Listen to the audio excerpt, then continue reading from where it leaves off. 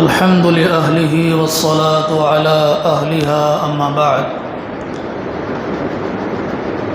عن معاذ رضي الله تعالى عنه قال: أوصاني رسول الله صلى الله عليه وسلم ب10 كلمات قال: لا تشرك بالله شيئا وإن قتلت وحرقت، ولا تعقن والديك وإن أمراك أن تخرج من أهلك ومالك، ولا تتركن صلاة مكتوبة متعمدا، فإن من ترك صلاة مكتوبة متعمدا فقد برئت منه ذمة الله. ولا تشربن خمرا فإنه رأس كل فاحشة، وإياك والمعصية فإن بالمعصية حل سخط الله، وإياك والفرار من الزحف، وإن هلك الناس وإذا أصاب الناس موت وأنت فيهم فاصبت، وأنفق على عيالك من طولك، ولا ترفع عنهم عصاك أدبا، وأخفهم في الله. رواہ احمد.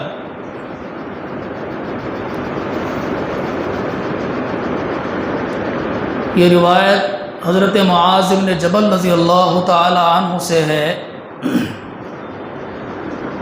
معاذ بن جبل رضی اللہ تعالی عنہ یہ وہ صحابی ہیں کہ جنہوں نے تمام غزوات کے اندر شرکت کی، اور نبی پاک علیہ الصلاۃ والسلام نے ان کو یمن کا گورنر، قاضی اور معلم بنا کر کے بھیجا تھا. یہ کہتے ہیں کہ مجھے نبی پاک علیہ الصلاۃ والسلام نے 10 چیزوں کی وصیت کی ہے، یعنی 10 باتیں ایسی ہیں کہ جن کے کرنے یا نہ کرنے کا نبی پاک علیہ الصلاۃ والسلام نے ہمیں حکم دیا ہے. ان 10 باتوں میں سے سب سے پہلی بات ہے لا تشرک باللہ شیئا، اللہ تعالیٰ کے ساتھ کسی بھی چیز کو شریک مت کرنا، نہ دل سے اور نہ ہی زبان سے. بہت ساری روایات کے اندر اللہ کے نبی صلی اللہ علیہ وسلم نے سب سے پہلے اسی بات کا حکم دیا ہے کہ کسی کو اللہ تعالیٰ کے ساتھ شریک نہ کیا جائے، اس لیے کہ اسلام کی جو بنیاد ہے، ایمان کی جو بنیاد ہے وہ توحید ہے، اور توحید کے لیے ضروری ہے کہ اس کی ذات اور صفات میں کسی کو بھی شریک نہ کیا جائے، کسی کو بھی عبادت کے لائق نہ سمجھا جائے. اسی لیے سب سے پہلے نمبر پر حکم دیا کہ اللہ کے ساتھ کسی کو شریک نہیں کرنا. اگرچہ تجھے قتل کر دیا جائے اور تجھے جلا دیا جائے، اگر کہیں ایسا موقع آ جائے کہ شرک نہ کرنے کی بنیاد پر تمہیں مار ڈالنے کی دھمکی دی جائے یا آگ میں ڈالے جانے کی دھمکی دی جائے، پھر بھی تم اللہ تعالیٰ کے ساتھ کسی کو شریک مت کرنا. یہی عظیمت ہے، یہی افضل اور بہتر ہے کہ آدمی کلمات کفر اور کلمات شرک نہ کہہ کر کے اپنی جان گنوا ڈالے، لیکن شرک کے کلمات اپنی زبان سے ادا کرنے کو گوارا نہ سمجھے.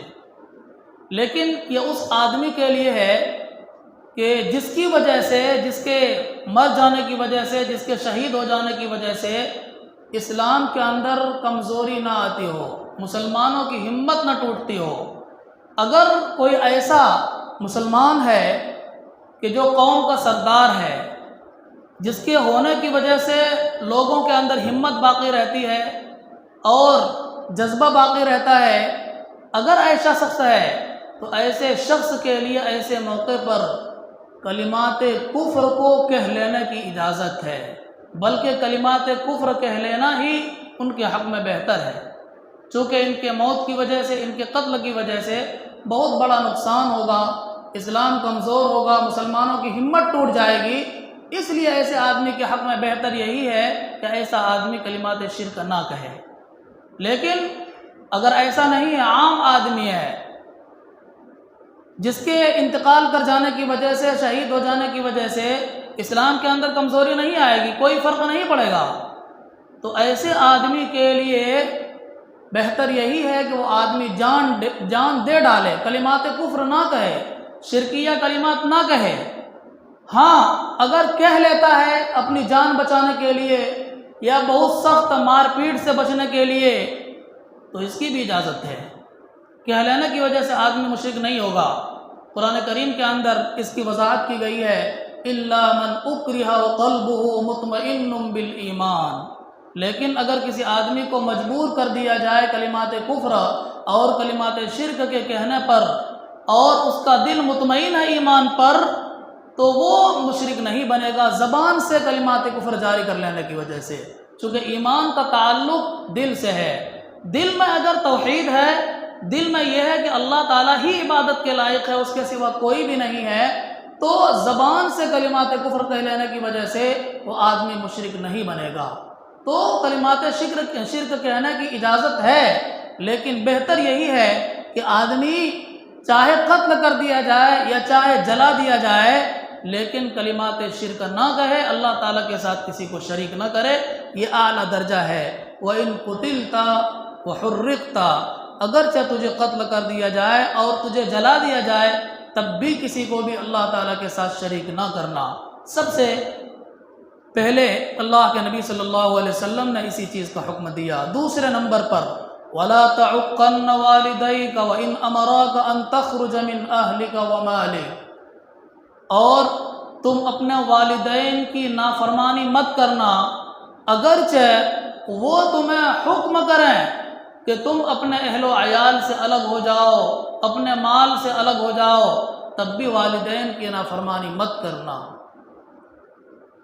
جب تک والدین نیک کام کا حکم کریں یا ایسی چیز کا حکم دیں کہ جس میں اللہ تعالیٰ کی نافرمانی لازم نہیں آتی، اللہ تعالیٰ کو ناراض کرنا نہیں آتا، تو ایسے تمام چیزوں میں والدین کی اطاعت کرنا، ان کی بات ماننا ضروری ہے۔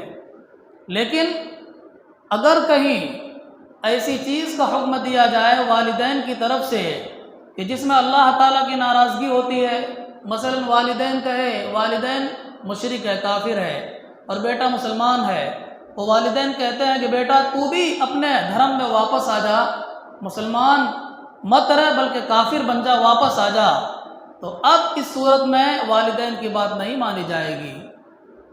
وَإِن جَاهَدَاكَ عَلَىٰ أَن تُشْرِكَ بِي مَا لَيْسَ لَكَ بِهِ عِلْمٌ فَلَا تُطِعْهُمَا وَصَاحِبْهُمَا فِي الدُّنْيَا مَعْرُوفًا، اگر تمہیں والدین شرک کرنے پر مجبور کرے تو اب تم ان کی اطاعت مت کرنا، ہاں دنیاوی رہن سہن میں ان کے ساتھ بھلائی کا معاملہ کرنا، اچھے طریقے سے پیش آنا۔ اور حدیث میں بھی اللہ کے نبی صلی اللہ علیہ وسلم نے ارشاد فرمایا، لا طاعۃ لمخلوق فی معصیۃ الخالق، کہ اللہ تعالیٰ کو ناراض کر کے کسی مخلوق کو راضی نہیں کیا جائے گا۔ مخلوق کو راضی اس وقت تک کیا جائے گا جب تک کہ اللہ تعالیٰ کی نافرمانی نہ ہوتی ہو، اللہ تعالیٰ کی رضامندی کا خیال بھی رکھا جائے اور مخلوق کی اطاعت بھی کی جائے، اس طریقے پر والدین کی اطاعت ہو۔ تو اب والدین کی نافرمانی نہیں کرنا ہے، چاہے یہ کہے والدین کہ تم اپنے اہل و عیال سے الگ ہو جاؤ، طلاق دے کر کے بیوی کو چھوڑ دو، بیوی کو باندھی ہے اس کو آزاد کر دو، پہلے غلام باندھی کا زمانہ تھا، غلام ہے تو اس کو بھی بیچ ڈالو، الگ ہو جاؤ اپنے اہل و عیال سے، یہ بات کہے تب بھی اس کی اطاعت کرنا، ان کی نافرمانی مت کرنا۔ اتنی سخت تعلیم دی ہے اللہ کے نبی صلی اللہ علیہ وسلم نے حضرت معاذ رضی اللہ تعالی عنہ کو مخاطب بنا کر تمام مسلمانوں کو۔ یہ نصیحت صرف حضرت معاذ کو نہیں ہے بلکہ پوری انسانیت کو ہے، تمام مسلمانوں کو ہے، تمام دنیا والوں کو ہے کہ والدین کی کسی حال میں بھی نافرمانی مت کرنا، اگرچہ وہ تمہیں اپنے اہل و عیال سے اور مال کے اندر تصرف کرنے سے الگ ہونے کا حکم دے ڈالے۔ محدثین نے لکھا ہے کہ یہ جو اخیر میں کہا گیا والدین اگر اہل و عیال سے اور مال سے الگ ہونے کا حکم دے تب بھی نافرمانی مت کرنا، ان کی اطاعت کرنا، یہ کامل درجے کی اطاعت ہے، کامل درجے کی اطاعت ہے، کہ والدین جو بھی کہے کہ بیوی کو طلاق دے دے تو طلاق دے دو، یہ کامل درجے کی اطاعت ہے۔ لیکن اگر کوئی آدمی اس بات کو نہیں مانتا اور اپنی بیوی کو طلاق نہیں دیتا اور اپنے مال کو اپنی مرضی کے مطابق خرچ کرتا رہتا ہے، اس سے الگ تھلگ نہیں ہوتا، تو گنہگار نہیں ہوگا، وہ آدمی گنہگار نہیں ہوگا اور والدین کی نافرمانی کرنے والا نہیں کہا جائے گا۔ اللہ کے نبی صلی اللہ علیہ وسلم نے کامل درجے کی اطاعت کرنے کا حکم دیا ہے یہاں، لہٰذا اگر والدین کی اس بات کو نہ مانے اور اپنے اہل و عیال سے الگ نہ ہو تو اس کی وجہ سے آدمی گنہگار نہیں ہوگا۔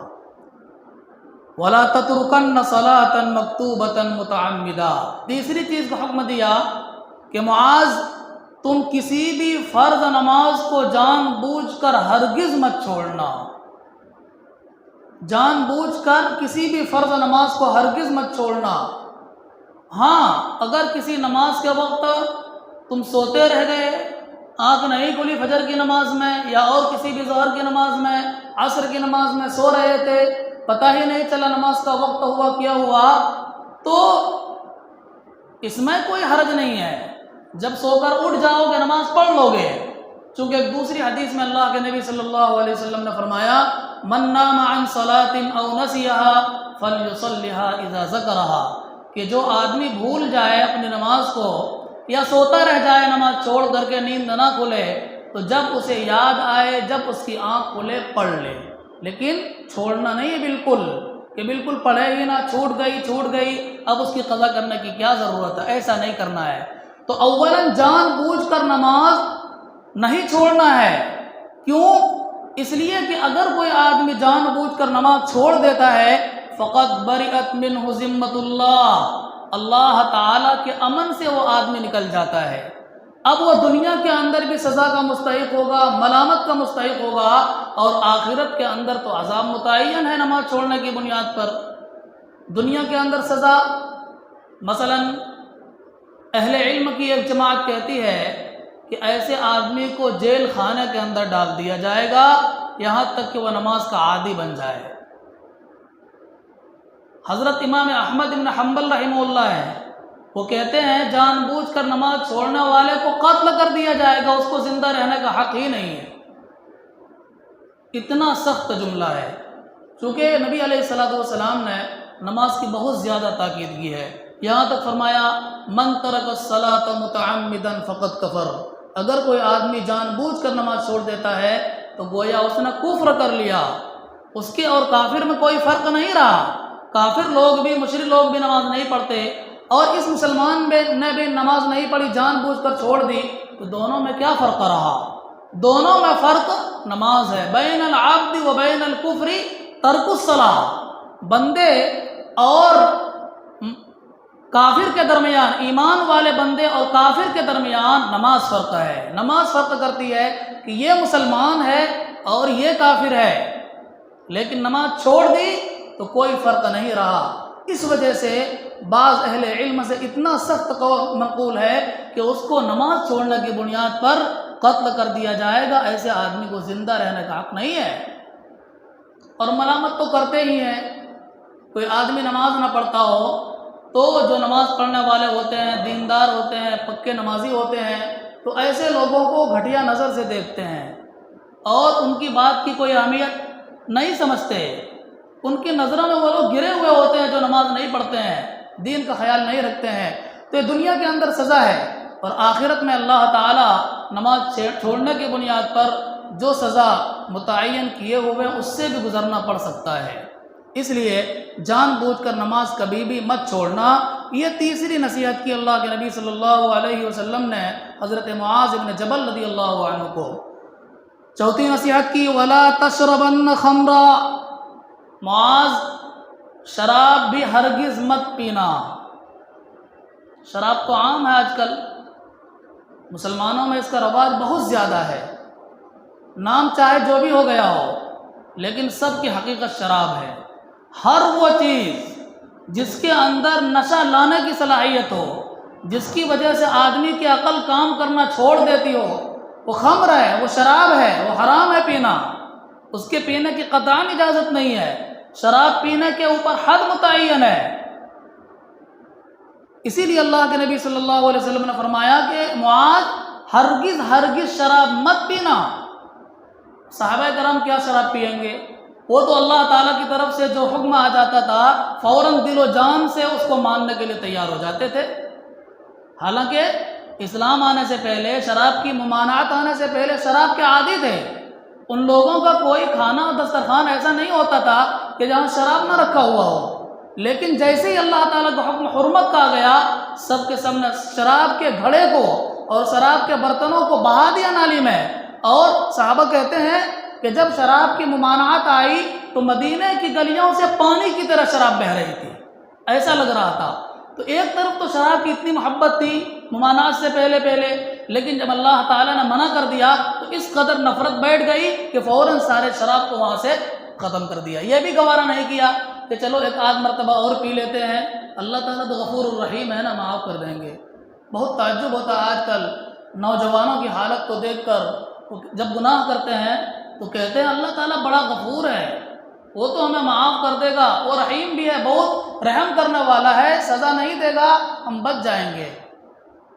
یہ صفت تو نظر آتی ہے کہ اللہ تعالیٰ غفور الرحیم ہے، لیکن دوسری طرف وہ یہ نہیں دیکھتا کہ اللہ تعالیٰ قہار بھی ہے، بہت زبردست پکڑنے والا بھی ہے، جبار بھی ہے، بہت زبردست ہے، جب کسی کو پکڑتا ہے تو چھوڑتا نہیں ہے، اس کی سزا بہت خطرناک ہے۔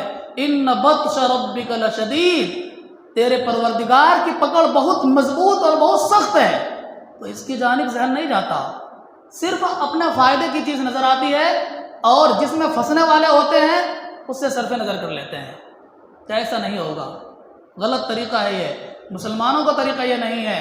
ایمان تو خوف اور امید کے بیچ کا نام ہے کہ آدمی سے اگر گناہ ہو جائے تو اللہ تعالیٰ سے مغفرت کی امید ہو، لیکن گناہ کرنے سے پہلے آدمی ڈرے بھی کہ اگر میں نے گناہ کر لیا، یہ کام ہو گیا تو اللہ تعالیٰ میری پکڑ فرمائیں گے، مجھے سزا دیں گے۔ اس کا نام ایمان ہے۔ ہو جائے تو معاف کریں گے اللہ تعالیٰ، جان بوجھ کر کرنا نہیں ہے۔ ولا تشربن خمرا، شراب مت پینا، کیوں؟ فرمایا فإنہ رأس کل فاحشۃ، کیونکہ یہ ہر بے حیائی کی جڑ ہے، ہر گناہ کی جڑ ہے۔ شراب ہر گناہ کی جڑ ہے، کیوں؟ اس لیے کہ شراب کی وجہ سے عقل کام کرنا چھوڑ دیتی ہے، اور جب عقل ختم ہو گئی، عقل نے کام کرنا چھوڑ دیا، تو آدمی کیا کیا کرتا ہے وہ سب آپ لوگ جانتے ہیں اچھے طریقے سے۔ حالت یہاں تک پہنچ جاتی ہے کہ شراب پینے کے بعد کسی چوراہے پر، کسی نالے کے پاس لیٹ جاتا ہے، اور کتا اس کے منہ میں آ کر پیشاب کرتا ہے، اس کو پتہ نہیں چلتا ہے کہ میرے ساتھ کیا ہوا۔ واقعہ ہے نا، یہ سب جانتے ہیں۔ یہ شراب پی لیتا ہے تو ماں بہن کے درمیان تمیز نہیں کر پاتا، برا بھلا کہتا رہتا ہے، کس کو کیا کہے گا کچھ نہیں پتا ہے۔ بسا اوقات تو آدمی شراب پی کر اپنی بیوی کو طلاق دے دیتا ہے اور کہتا ہے مجھے پتا ہی نہیں تھا۔ ایسی غلطی کرتا ہے، کیوں؟ چونکہ اس کی عقل کام کرنا چھوڑ دیتی ہے، وہ اچھی بری چیز کے درمیان اب تمیز کر ہی نہیں سکتا ہے۔ اس لیے حضور علیہ السلام نے فرمایا کہ معاذ شراب ہرگز مت پینا، کیونکہ یہ ہر بے حیائی کی جڑ ہے۔ شراب پیو گے طرح طرح کے گناہ کے اندر مبتلا ہو جاؤ گے۔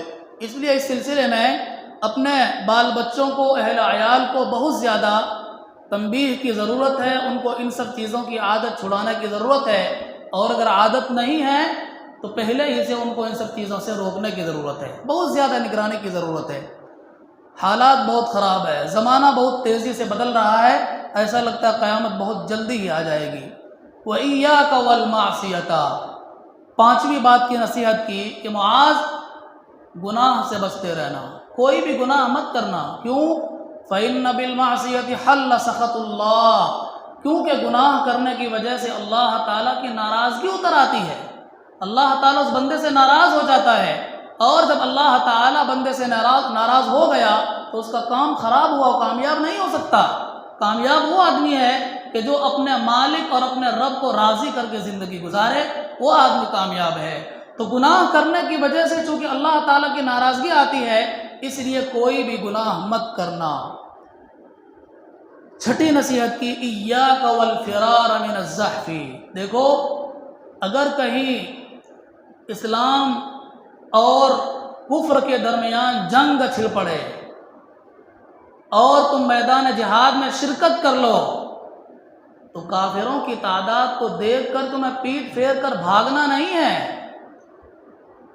اگر کافروں کی تعداد مسلمانوں سے دو گنی ہے، مثلا مسلمانوں کی تعداد 100 ہے، کافر 200 ہے، تو بھاگنے کی اجازت نہیں ہے۔ اور اگر 2 سے زیادہ ہے، 300 ہے، 400 ہے، تب تو میدان چھوڑ کر کے وہاں سے رخصت ہو جانے کی اجازت ہے۔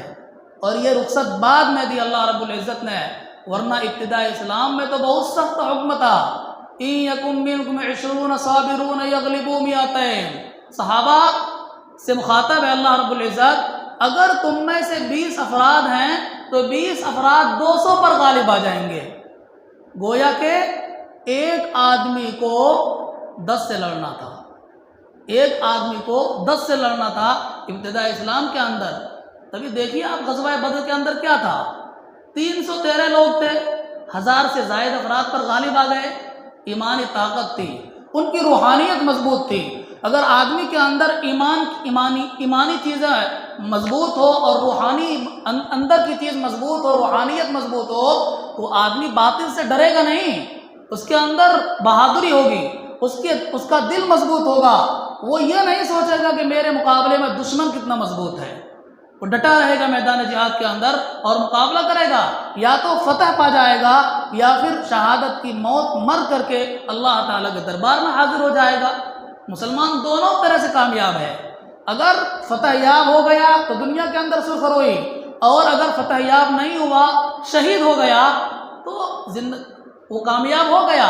اصل زندگی تو آخرت ہی کی زندگی ہے، دنیا کوئی چیز نہیں ہے۔ اس لیے فرمایا کہ میدان جنگ سے پیٹ پھیر کر مت بھاگنا۔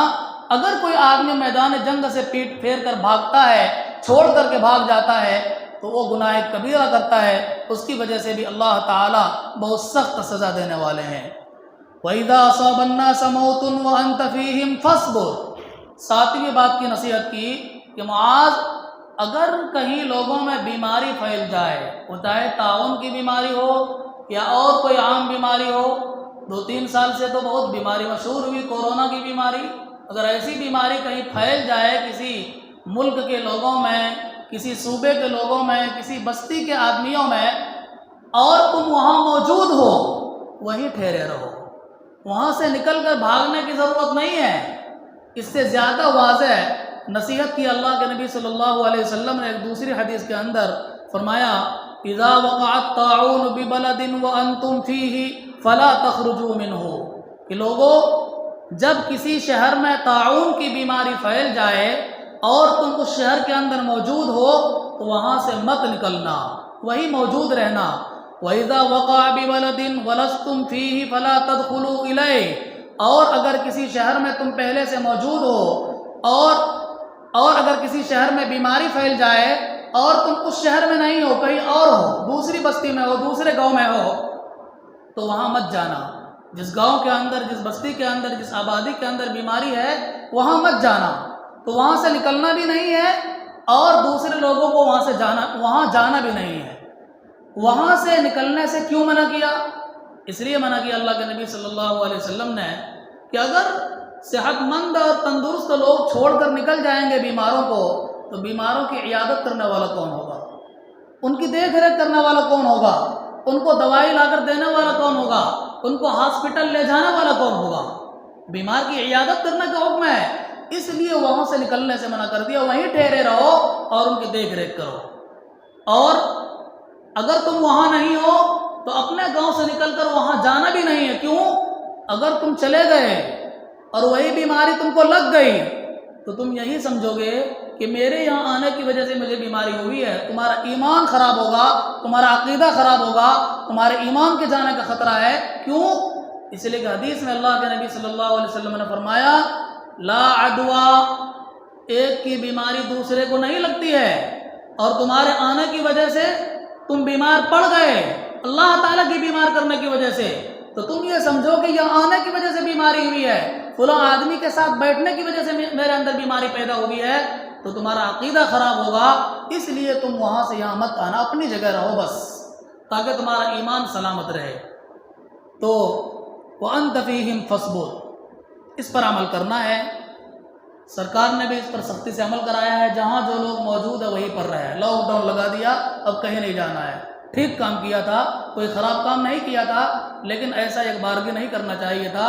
پہلے بتا دینا چاہیے تھا کہ 2-3 دن کے اندر ہم ایسا کام کرنے والے ہیں، تاکہ جو لوگ سفر میں تھے، مصیبت میں پھنسے ہوئے تھے، وہاں سے نکل کر کہیں اپنے مکان پر چلے جاتے، اور اتنی زیادہ پریشانی نہیں آتی جتنی زیادہ پریشانی کو لوگوں کو لاک ڈاؤن کے زمانے میں برداشت کرنی پڑی ہے۔ وَأَنْفِقْ عَلَىٰ عِيَالِكَ مِنْ طَوْلِكَ، 8ویں بات کی نصیحت کی کہ جتنی تمہاری استطاعت ہو، تمہارے بس میں جتنا کچھ ہو، اپنی وسعت کے مطابق تم اپنے اہل و عیال پر خرچ کیا کرو۔ جس چیز کی ضرورت ہو اس کو لا کر دیا کرو، اور یہ مت سمجھا کرو اہل و عیال پر خرچ کرنا پیسے کو برباد کرنا ہے۔ لوگوں کا عجیب و غریب مزاج ہے، دوستوں میں تو پیسے خوب خرچ کریں گے، ہوٹل بازی کریں گے، ان کی آؤ بھگت کریں گے، ان کو اچھے سے کھلائیں گے، پہنائیں گے، سب کچھ کریں گے، لیکن اہل و عیال پر خرچ کرنے میں موت آتی ہے، کنجوس بن جاتے ہیں اور ناراضگی کا اظہار کرتے ہیں، غصہ ہوتے ہیں۔ یہ بہت غلط چیز ہے۔ اسلام کی تعلیم یہ نہیں ہے صرف دوسروں کو کھلانے ہی سے ثواب نہیں ملتا، بلکہ اپنے اہل و عیال پر بھی خرچ کرنا صدقہ ہے، ثواب کا کام ہے، بلکہ یوں کہا جائے ڈبل ثواب ہے۔ اللہ کے نبی صلی اللہ علیہ وسلم نے اگر صدقات اور خیرات کے فضائل بیان کیے ہیں، ثواب بیان کیے ہیں، تو وہاں یہ بھی ہے کہ اگر کوئی آدمی اپنے قریبی رشتہ دار کو زکوٰۃ کی رقم دیتا ہے، صدقے کی رقم دیتا ہے، تو اس میں ڈبل ثواب ہے۔ ایک تو رشتہ داری کی رعایت ہوگی، صلہ رحمی ہوگی، اور دوسرا عام لوگوں کو جس طرح صدقہ خیرات دینے سے ثواب ملتا اسی طریقے پر یہاں بھی ملے گا۔ تو ڈبل ثواب ہے رشتہ دار کو دینے میں، اہل علم کو دینے میں، دینی مدارس کے اندر دینے میں، مساجد کے اندر دینے میں، چونکہ اس سے علم دین کی تبلیغ ہوتی ہے، پھیلانے میں آپ ذریعہ بنتے ہیں، تو یہاں دینے سے ڈبل ثواب ملتا ہے۔ تو جہاں تک ممکن ہو تمہیں اپنے اہل و عیال پر خرچ کرنا ہے، اور نویں چیز کا حکم دیا وَلَا تَرْفَعْ عَنْهُمْ عَصَاكَ أَدَبًا، معاذ اگر اہل و عیال نافرمانی کریں، شریعت کی مخالفت کریں، وہ شریعت کے مطابق عمل نہ کریں، تو تم ان سے اپنے ڈنڈے کو ادب کی وجہ سے مت اٹھانا۔ یعنی اگر کسی بال بچے سے اور آپ کی پرورش میں رہنے والے لوگوں سے کوئی غلطی ہو جائے، گناہ کا کام کرنے لگے، شرارت کرنے لگے، تو ان کو ادب سکھانا بھی ضروری ہے۔ لیکن ادب کیسے؟ پہلی مرتبہ ہی میں مارنا نہیں ہے، بلکہ اللہ رب العزت نے اس کی ترتیب بیان کیا قرآن میں، سورہ نساء کے اندر ہے کہ اگر تم اپنی بیویوں سے نافرمانی کا اندیشہ کرو اور وہ نافرمان بن جائے، تمہاری بات نہ مانے، الٹی سیدھی حرکت کرنے لگے، تو سب سے پہلا کام یہ کرنا ہے فَعِظُوهُنَّ، ان کو نصیحت کرو، ان کو سمجھا دو، بجھا دو۔ اگر سمجھانے بجھانے سے بات بن جائے، آپ کی بات مان لے، وہ غلط چیزوں کو چھوڑ دے، تو بہت اچھی بات ہے، کچھ کرنے کی ضرورت نہیں ہے۔ لیکن اگر سمجھانے بجھانے سے کام نہیں چلتا، وَاهْجُرُوهُنَّ فِي الْمَضَاجِعِ، تو تم اپنا بستر الگ کر لو۔ اب تک ساتھ سوتے تھے نا، اب بستر الگ کر دو، تم الگ سو، میں الگ۔ اگر اللہ رب العزت نے ان کو عقل سلیم سے نوازا ہوگا اور وہ خیر کا ارادہ کرتی ہوں گی، صلح کا ارادہ کرتی ہوں گی، تو سمجھ جائے گی کہ معاملہ خراب ہونے والا ہے، اس لیے اب بستر الگ ہو گیا، سمجھ جائے گی وہ۔ اگر بستر الگ کرنے پر بھی وہ نہ سمجھے اور کوئی نافرمانی کے اوپر ڈٹی رہے، تو ایسے موقع پر وَاضْرِبُوهُنَّ، اب تیسرے نمبر پر اللہ رب العزت نے حکم دیا کہ تنبیہ کے لیے، ان کے مزاج کو درست کرنے کے لیے اور ان کو راہ راست پر لانے کے لیے پٹائی کرو۔ تو تیسرے نمبر پر پٹائی کا حکم ہے۔ اولاد نہ فرمان ہو جائے تو اول نہیں پٹائی کرنی ہے، بلکہ ان کو سمجھانا ہے پہلے، پھر اور طریقہ اپنانا ہے، پھر جا کر کے ان کی پٹائی کرنی ہے۔ تو پٹائی کرنا کوئی غلط چیز نہیں ہے۔ بسا اوقات آدمی کے اندر کوئی بیماری لگ جاتی ہے، اس بیماری کا علاج سمجھانا بجھانا نہیں، ایسے موقع پر اگر اس کو 2-4 تھپڑ لگا دیا جائے تو پھر اس کا دماغ درست ہو جاتا ہے۔ تو اس کا بھی حکم دیا کہ اگر اولاد نافرمان ہو جائے تو تم اپنے ڈنڈے کو اپنی لاٹھی کو مت اٹھا کے رکھ دینا ایک طرف کہ جو کرنا ہے کرو، تم جانا تمہارا کام جانے۔ آج کل یہی ہو رہا ہے۔ اولاد کے نافرمان ہونے کا بہت بڑا سبب یہ بھی ہے کہ والدین نے سختی کرنا چھوڑ دیا ہے، یا بیجا سختی کرتے ہیں، ان کو سمجھاتے بجھاتے نہیں ہیں، ان کی نگرانی نہیں کرتے، جس کے نتیجے میں اولاد بگڑ جاتی ہے۔ تب جا کر کے والدین روتے ہیں کہ میرا بیٹا میری بیٹی ایسی ہو گئی، اب کیا کریں؟